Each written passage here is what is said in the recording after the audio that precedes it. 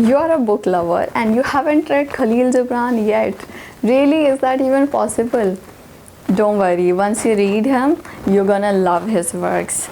So, yesterday I was feeling low and I decided to read my favorite poet Khalil Gibran. The book I'm holding right now is the complete works of Khalil Gibran. It consists of The Prophet, The Wanderer, The Madman, Spirits Rebellious, Broken Wings, and many more works of Khalil Gibran.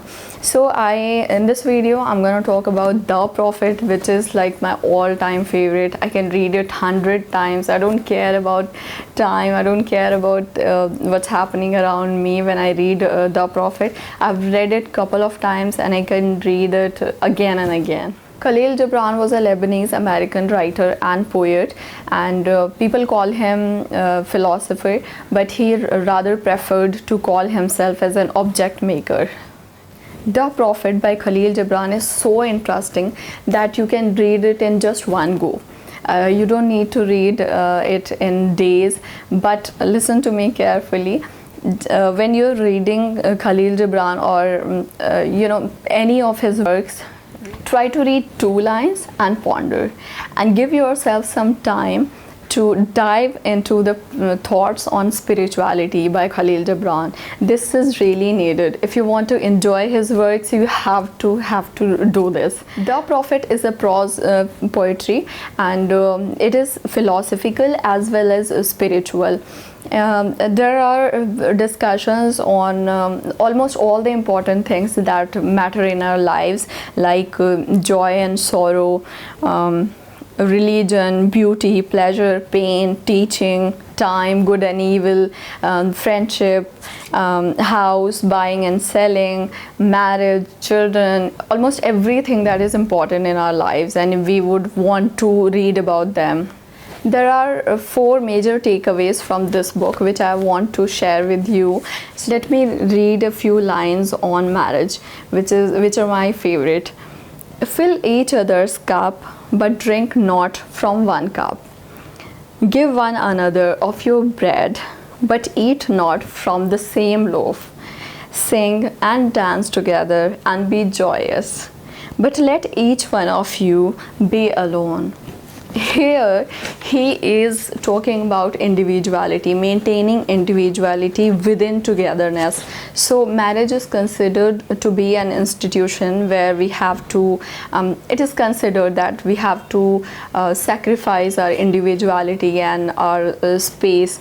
But he says that even though you both are together, there has to be space for each other, and you should maintain the individuality. On children, he writes, they come through you, but not from you. And though they are with you, yet they belong not to you. You may give them your love, but not your thoughts, for they have their own thoughts. They may house their bodies, but not their souls. He says that children come through you, not from you. So you don't have power over their lives, their thought process. Let them be themselves. Okay, so the parents are only means to the existence of their children. They don't have to be an authority over them. Now, on teaching, he writes, no man can reveal to you aught but that which already lies half asleep in the dawning of your knowledge. If he is indeed wise, he does not bid you enter the house of his wisdom, but rather leads you to the threshold of your own mind. This is what a teacher has to be, and this is how we should expect our teachers to be, right? And this is why we need teachers. This is beautiful. On friendship, I'm reading just a couple of lines. When you part from your friend, you grieve not. For that which you love most in him may be clearer in his absence, as the mountain to the climber is clearer from the plain. The reason why I love these lines is that A couple of days ago, I wanted to, I don't know why, for some reason, I wanted to read something about friendship.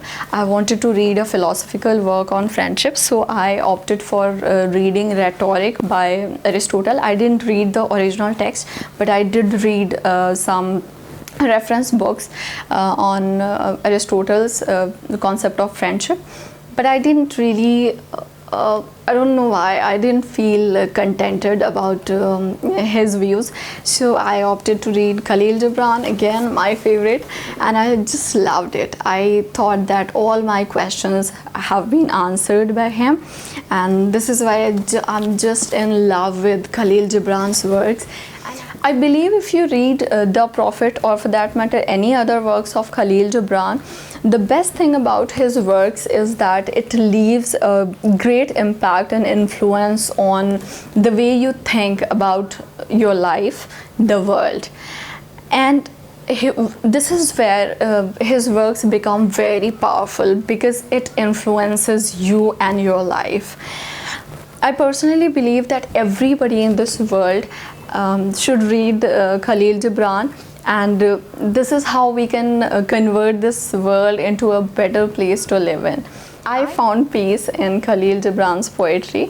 So if you also like Khalil Gibran, or if you like this video, do tell us in the comment section below. Do let us know, how do you feel about this poet? How do you feel about this video?